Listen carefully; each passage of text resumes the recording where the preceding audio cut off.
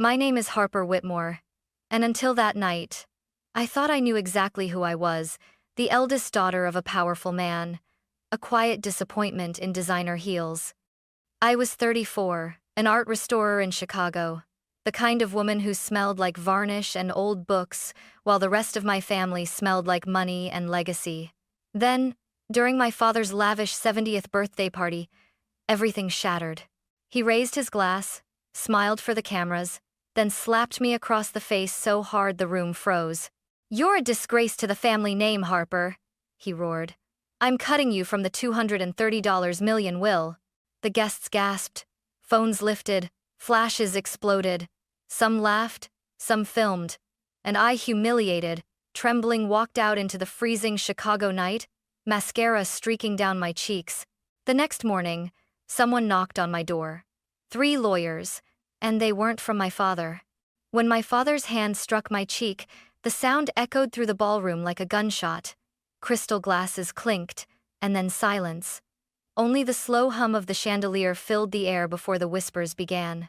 Cameras lifted. People grinned behind their champagne. Did he just? Oh my God. He slapped her. I could barely breathe. The room tilted, the floor spinning beneath my heels. My father, Richard Whitmore, real estate magnate, stood tall in his custom Italian suit, his gray eyes colder than the marble pillars around us. "You think you can shame me, Harper?" he growled. "A daughter who fixes old furniture instead of running the company? You're nothing but an embarrassment." "Dad, please," I choked, feeling every eye pierce through me. "This isn't the place." "This is exactly the place," he thundered. "Maybe now you'll finally learn your worth." Nothing. He raised his glass again, smiling as though he'd just made a toast. Around him, people awkwardly clapped, unsure if this was some cruel family joke or a real public execution of pride. My stepmother, Vivian, immaculate in her emerald gown, placed a perfectly manicured hand on his arm. "Richard, enough," she whispered, but her voice trembled, not with pity, with fear. I turned away, blinking back tears, but the flashes from dozens of phones followed me. My younger brother Cole, the heir apparent, looked at me with something between pity and victory. "Harper, just leave," he murmured. "You're making it worse. Making it worse." As if I'd started any of this. I grabbed my clutch, ignored the murmurs, and pushed through the crowd. Outside, snow was falling softly, muting the city's noise. I stood there in the cold, breath shaking, cheek burning, mascara dripping onto my gloves. That slap wasn't just skin on skin. It was 34 years of resentment condensed into one brutal act. I'd never wanted my father's empire, only his respect. And now, in front of 200 people, he'd made sure the world knew I was no longer a Whitmore. I called a cab, but my phone wouldn't stop buzzing, notifications exploding. A number, "Billionaire Dad Slaps Daughter," was already trending. By the time I got home, the video had millions of views. My shame was now viral content. I locked my apartment door, slid down to the floor, and screamed until my throat went raw. I stared at my reflection in the window, the bruise forming along my jawline, and whispered to myself, "You're free now. You're free." But I didn't believe it. Not yet, because freedom shouldn't feel this empty. That night, as snow piled outside, I didn't know my entire life my very name was built on someone else's tragedy. The next morning, when the knock came at my door, it wasn't the press, or my father begging forgiveness. It was something far more unbelievable. At first, I thought it was the reporters. The pounding on my door came sharp and steady, 3 precise knocks that made my coffee tremble in the mug. I hesitated, heart still raw from the chaos of last night. "Miss Whitmore?" a woman's voice called, calm and professional. "We're here on behalf of your biological father." I froze. Biological father? I opened the door just a few inches. Standing there were 3 people who looked as though they'd walked straight out of a courtroom drama, a tall woman with silver-streaked hair tied neatly back, flanked by 2 men in immaculate suits. The woman extended a business card. "Judith Blackwell, Senior Partner, Blackwell and Hartman LLP. "May we come in, Miss Whitmore?" she asked gently. "This conversation isn't one for a hallway." I hesitated, then stepped aside. My apartment small, cluttered with art supplies and unfinished projects, suddenly felt like a confession booth. Judith took a seat at my kitchen table, folding her hands. My colleagues are Mr. Reeves and Mr. Chen. We represent Mr. Magnus Carver. The name meant nothing to me. Who? She inhaled slowly. Your biological father, Miss Whitmore. He's been searching for you for 35 years. The words didn't make sense. I laughed, half disbelief, half hysteria. You've got the wrong person. My father's Richard Whitmore, unfortunately still very much alive and yelling at the news. Judith exchanged a glance with the younger man. He opened a leather briefcase and carefully placed a thin file on the table. My name, Harper Whitmore, was printed neatly on the tab. This file, Judith said, sliding it toward me, contains records from the Portland Police Department. A missing child case, June 1990. Female infant, 6 months old. Name, Lila Carver. I felt something twist in my stomach. That's not me. Judith's eyes softened. Your DNA says otherwise. I stared at her, waiting for the punchline that never came. Then, she pulled out a photograph, a young couple smiling in a park, holding a baby wrapped in a yellow blanket. The man had dark hair and green eyes. The woman had my smile. My exact smile. This was taken 2 weeks before the kidnapping, Judith said quietly. The bracelet on the baby's wrist look familiar? I glanced down at my own wrist. The small silver bracelet I'd worn since childhood engraved with a tiny train engine glimmered in the morning light. My breath caught. No, I whispered. My father gave me this. He said it was a family heirloom. Judith's voice gentled, almost maternal. It was, just not his family's. Something inside me cracked. The room seemed to fold in on itself, and I sank into the chair. My father, the man who slapped me, disowned me, wasn't my father at all. And the people I'd called family had built my entire life on a lie. Judith opened the file fully now, her manicured fingers moving with surgical precision. Page after page slid across my kitchen table reports, faded photographs, newspaper clippings. This is the official case file of the kidnapping of Lila Carver, the 14th of June 1990, she began. You were taken from Laurelhurst Park in Portland, Oregon, while your nanny was distracted by a woman asking for directions. I pressed a trembling hand to my lips. That's insane. My mother Vivian, she couldn't have— Vivian Whitmore, Judith interrupted gently, matches the age-progressed composite of the suspect the police had 35 years ago. The FBI reopened the case 3 months ago, after a DNA match appeared in a genealogy database. That match was you. I felt the blood drain from my face. My voice cracked. You're saying she kidnapped me? Yes, Judith said softly. She and your husband Richard Whitmore falsified adoption documents through a closed agency in Mexico. They paid off a clerk to backdate everything. The younger lawyer, Mr. Chen, opened a separate folder and produced a birth certificate. My birth certificate. Not the one I'd grown up believing. Your biological mother was Eleanor Carver, a teacher. Your father Magnus is an aerospace engineer. He's spent the last 3 decades building one of the largest renewable energy corporations in the US, and searching for you. I stared at the photo Judith slid next Magnus and Eleanor in front of a small house, holding a baby. My baby self. My chest tightened as if a band were being cinched around my ribs. I don't understand, I whispered. Why me? Vivian's voice echoed in my memory. After 3 miscarriages, I thought I'd never be a mother. And the words hit differently now. Judith continued. Your nanny at the time, Maria Santos, confessed on her deathbed that she was paid $50,000 to look away for 5 minutes. She thought it was a private adoption, not a kidnapping. When she realized what had happened, she was too terrified to come forward. I felt nauseous. I wanted to scream, to deny everything, but the proof lay right there, neat, chronological, undeniable. Mr. Reeves, the older lawyer, spoke for the first time, his voice kind but firm. Mr. Carver never gave up hope. He updated his will every year, leaving a place for his daughter in case she was ever found. Harper, that daughter is you. Silence hung thick between us. Mr. Carver's estate is valued at over $2 billion, he added. But that's not why we're here. He doesn't care about the money. He just wants to see his child again. Tears welled in my eyes. I didn't know if they were from shock, grief, or the sudden understanding that my entire existence, every birthday, every photo had been someone else's tragedy. Judith's voice softened. "He's waiting downstairs, Harper. If you're ready, he'd like to meet you."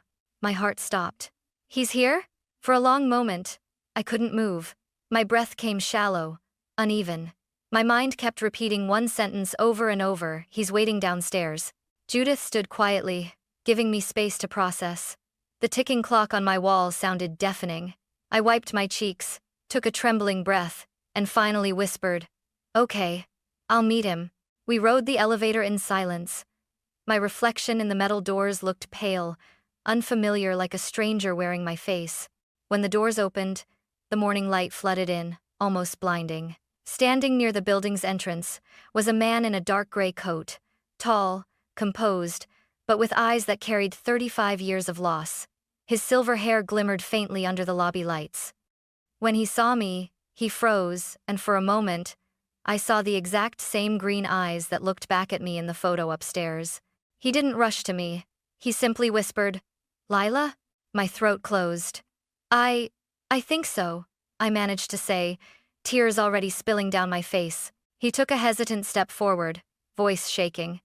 "You still have it, the bracelet?" I looked down. The tiny silver train gleamed softly on my wrist. "You gave me this?" I asked, my voice breaking.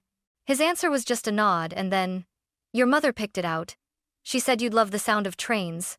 He covered his mouth with one hand, trying to contain a sob. For a man who had built an empire, he looked utterly fragile. "I wore the matching one every day," he said. "Every single day, hoping I'd see you wearing yours again." I didn't even realize I'd moved until I was standing in front of him. When his arms went around me, something inside me cracked open. He smelled faintly of cedar and rain, like home, a home I'd never known but had somehow always been missing. For the first time since that awful night, I felt safe. We stood there for a long time, just breathing. When we finally stepped apart, he wiped his eyes, smiling through tears. "Your mother, she would have loved to see you. She passed 5 years ago, but she never stopped believing you were alive." Ah, the words hit me harder than the slap from last night. "She's gone?" I whispered. He nodded. "But she left something for you, letters, journals, even the nursery she kept untouched all those years." A sob escaped my throat. "She kept my room? She refused to let me repaint it," he said, voice trembling with love and grief. "Every birthday, she'd leave a little gift inside. She said someday you'd come home to open them." I covered my face, crying into my palms. Everything I'd lost, everything I'd never known, had been waiting for me all along. That morning, in the arms of the father I'd never met, I finally understood sometimes family isn't who raises you. It's who never stops searching for you. 2 weeks later, the world that had collapsed around me shattered all over again, but this time, it wasn't my life being destroyed. It was theirs. I was sitting in Magnus's car, parked across from the Ravenswood Country Club, the same place my father, Richard Whitmore. I still struggled to call him anything else, played golf every Tuesday. My phone buzzed with a message from Judith. "It's happening. Stay in the car." Inside the club, laughter echoed from the terrace. I saw him, impeccable as always, wearing his crisp white polo, laughing with his business partners like nothing had happened. Vivian stood beside him, sun hat tilted just so, sipping her mimosa, every inch the picture of control. Then, the FBI cars rolled in, doors slammed, agents in navy jackets poured out. For the first time in my life, I saw Richard Whitmore's smile disappear. He turned, confusion flickering, then anger. "What the hell is this?" he shouted, backing away as 2 agents approached. "Richard Whitmore, Vivian Whitmore, you're under arrest for the kidnapping of Lila Carver 35 years ago," one of them said, voice steady and loud enough for the crowd to hear. Gasps rippled across the terrace. Golfers froze mid-swing. Phones came out, recording everything, poetic justice in real time. "This is insane," Richard bellowed, his voice cracking as they took his wrists. "I raised her. She's my daughter." "No," I whispered from the car, watching through the glass. "You stole me." Vivian began sobbing, mascara bleeding down her cheeks. "We just wanted a child," she cried, as if that could erase 35 years of deceit. I loved her. But love built on lies is still a cage. When they led them to the cars, the same socialites who had once recorded my humiliation now captured their downfall. I thought I'd feel triumphant. I thought watching him dragged away in handcuffs would fix something inside me. It didn't. I only felt hollow. Magnus reached over, resting a hand gently over mine. "You don't have to watch," he said softly. "I do," I murmured. "They took 35 years from you, and from me. I need to see how it ends." Richard's eyes found me through the crowd as he was pushed into the back of the police car. For the first time, there was no anger, no superiority, only something close to regret. His lips formed the words, "I'm sorry." I turned away. The world would know now, every paper, every channel. The perfect Whitmore family was nothing but a story stitched together by lies and fear. That night, as the headlines blazed, "Billionaire couple arrested in decades, old kidnapping," I sat in my apartment, staring at my reflection. I wasn't Harper Whitmore anymore. I was Lila Carver. And for the first time, that name didn't feel like a stranger's. It felt like the truth. When the court hearings began, my world turned into a blur of headlines and testimonies. Every network wanted an interview. Every magazine wanted a photo. But all I wanted was silence and answers. Magnus refused every offer to exploit the story. "We're not selling pain," he said simply.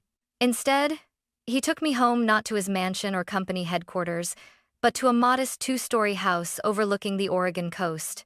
"This," he said quietly as he opened the front door, "is where your mother kept waiting." The moment I stepped inside, the air changed.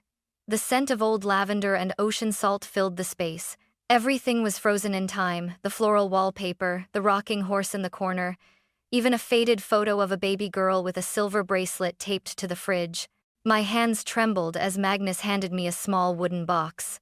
The latch creaked as I opened it. Inside were dozens of envelopes, all addressed in delicate cursive. "To my Lila for when you come home." I couldn't breathe. My knees went weak.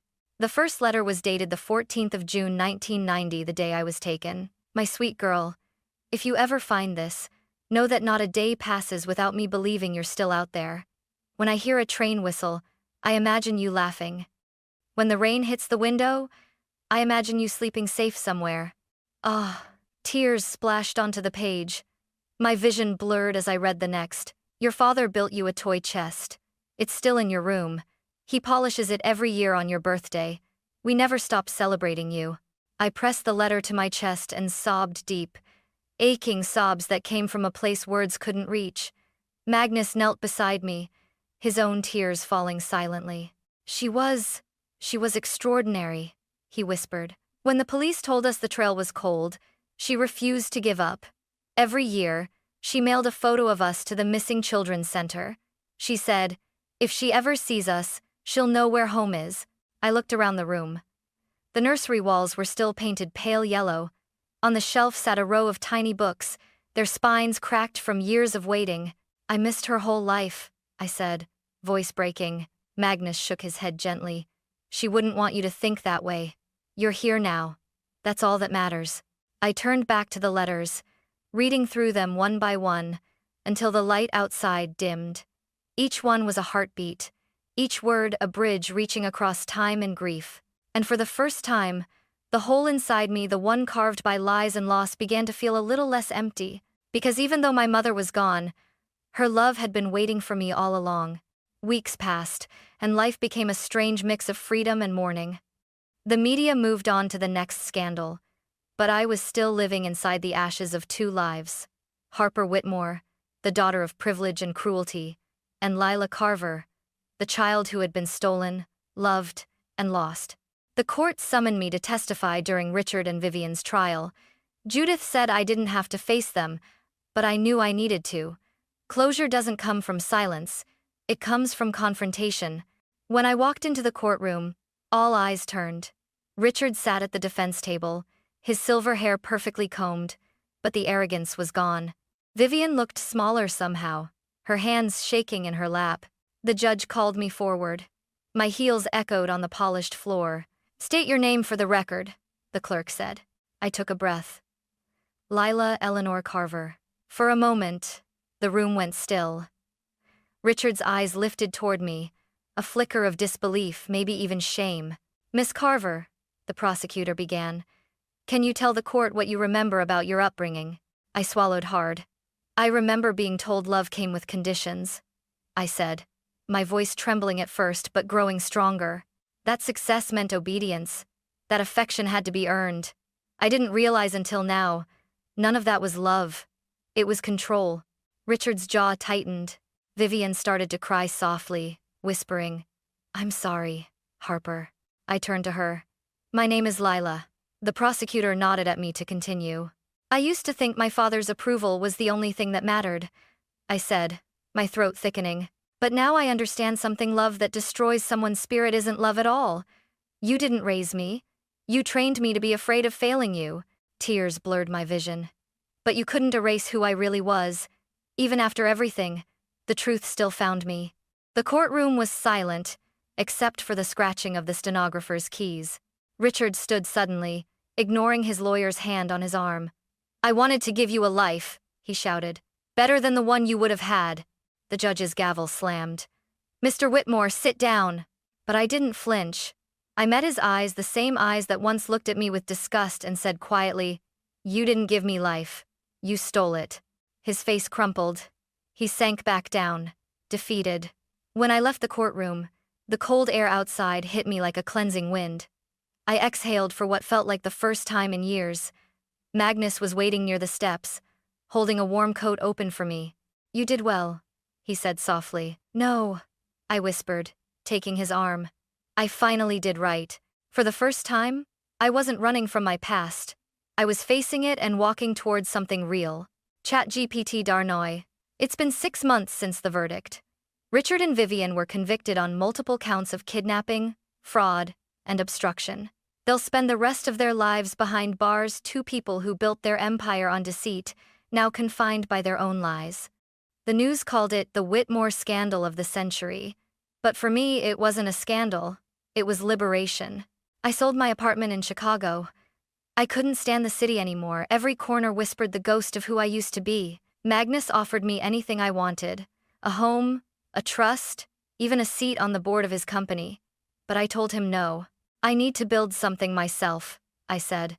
Something honest. So I reopened a workshop in Portland, the city where it all began.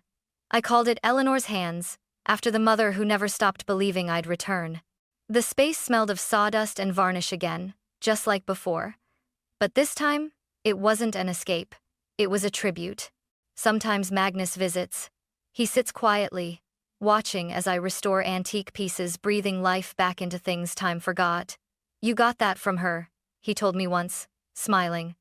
Eleanor used to fix everything: broken toys, broken chairs, broken hearts. Every evening, before closing, I light a candle beside the box of letters from her. I've read each one at least a dozen times. Her handwriting has become a map I follow back to peace. One letter, the last one she ever wrote, ends with these words. If you ever find your way home, my darling girl, remember, your life didn't start with what was stolen. It starts with what you choose to rebuild. I've memorized that line. It's become my mantra. The mahogany desk I once restored for Richard now sits in my studio. Magnus bought it from the estate auction, insisting it should stay where it belongs with you.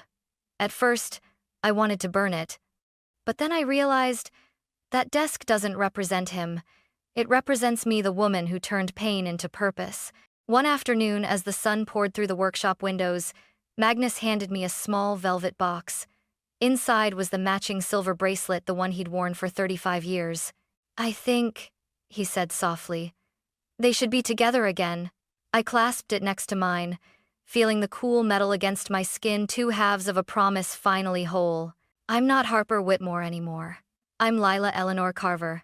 And though my story began with lies and loss, it ends here in truth, in forgiveness, and in the quiet hum of a workshop by the sea, where every piece I restore feels like I'm repairing a little part of myself. Because sometimes, the life you were meant to live is the one you have to build with your own hands.